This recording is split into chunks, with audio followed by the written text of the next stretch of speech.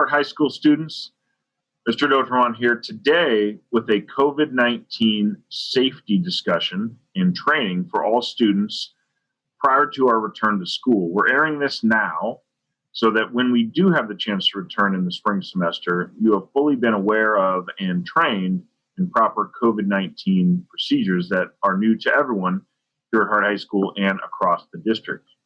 So bear with me while I share my screen, as I will be walking you through a presentation that was put together by our district office and to make sure you are educated when it comes to our safety plan with COVID-19. So here we go. First of all, what is the hazard? COVID-19, as many of you already are very aware of, is the SARS-CoV-2, aka the novel coronavirus. The main point here on this slide is it is spread mainly from person to person through respiratory, don't mind the typo there, respiratory droplets and contact. You can also obtain the virus by touching surfaces and then touching your eyes, nose, or mouth. What safe practices should be followed? There are safe work practices that should be followed by all students in classrooms, and your teachers have been made aware of those. Additionally, each campus area has been evaluated, and any concerns were brought to our attention, and we've taken care of those. But if you should have any questions prior to your return to campus or when you're on campus, we do have one of our assistant principals, Mrs. Wilson, as our campus safety coordinator, and she will be able to answer any questions you have in regards to COVID-19. As far as the screening process, some of you are well aware of the Crisis Go emails that your parents get daily if you've been coming to school currently for cohorts or for extracurricular activities. If you are not getting those emails or you fail to fill one out every day, you would have to get your temperature taken at one of our gates and fill out one of the questionnaires that talk about if you're exhibiting any symptoms which are listed there: cough, fever, chills, muscle or body ache, shortness of breath, difficulty breathing, so on and so forth. Make sure, here is my plea to you students, make sure if you are exhibiting any symptoms whatsoever, even if it's just for the common cold, please do not come to campus. It keeps all of us safe. As far as exposure goes, as I told you earlier, mainly exposure is from person to person with respiratory droplets. So please try to stay 6 feet apart. And if you are within 6 feet for 15 minutes throughout the entire day of another person, it's possible you can be exposed to the virus. If you have been exposed to the virus, please do not come to campus unless you've been medically cleared to do so. That can be including family members, close friends, whatever the case may be. If you find out that you know of someone that you were close to has been diagnosed with the virus, do not come to school. Some of our most at-risk persons are those who are of older adults or of any age who have serious underlying medical conditions. Students also who may be at risk, make sure you contact your medical professional prior to coming to campus. You may inform your counselor or an administrator if you feel like you are at risk. We talked about this as well, the physical distancing and 6 feet apart. Make sure that you are not loitering on campus. This is going to be the biggest change for our students, as typically between classes or brunch and lunch, which we probably won't really even have at the start.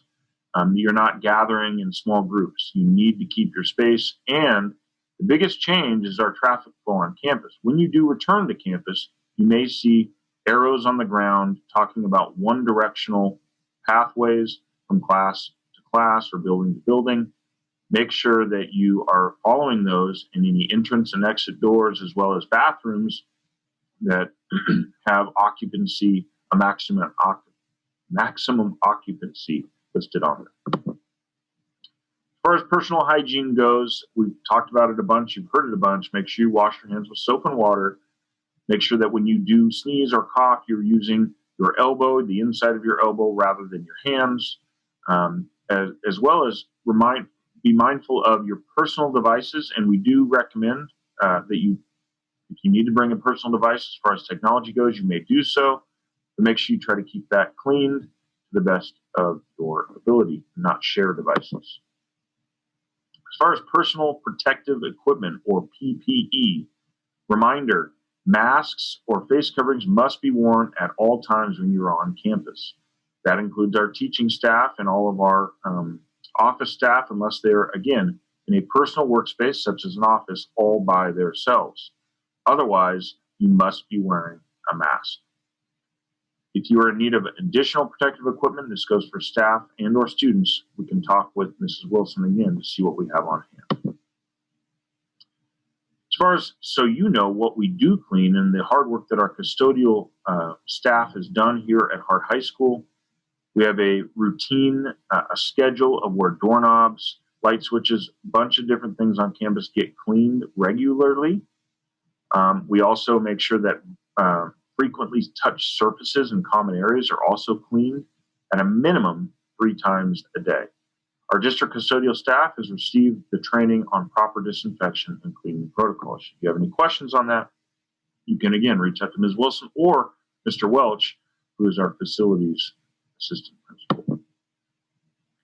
Additional practices and training, just for your awareness, all of our staff has been trained in the COVID-19 awareness training, as well as pest management. But we do have an action plan when it comes to COVID-19. Mrs. Wilson is in charge of that, and you could be reached out to when it comes to contact tracing if we believe that you were around or were in a cohort or a classroom of an infected party. Also, we've communicated with all vendors as far as them pertaining to the COVID-19 safety guidelines prior to coming to our campus.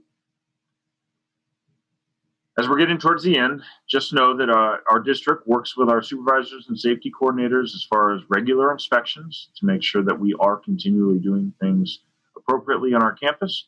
Should you find that we are not, you are welcome to reach out to any of us. As far as non-school activities, please make sure that when you're out in the community, you are abiding by the rules set in place as set forth by the Los Angeles County Department of Public Health, so that we can limit the spread of this virus on our campus.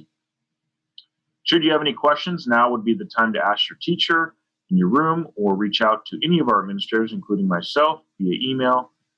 We're welcome to answer any of those questions for you. And again, we want to be back here as soon as possible with all of our students. We hope that will happen shortly. But please bear with us when it comes to these new protocols and procedures here at Hart High School, as we want to keep everyone safe and bring everyone back to school as safely as possible. Have a great day, you guys. Thanks for tuning in. Go, come on.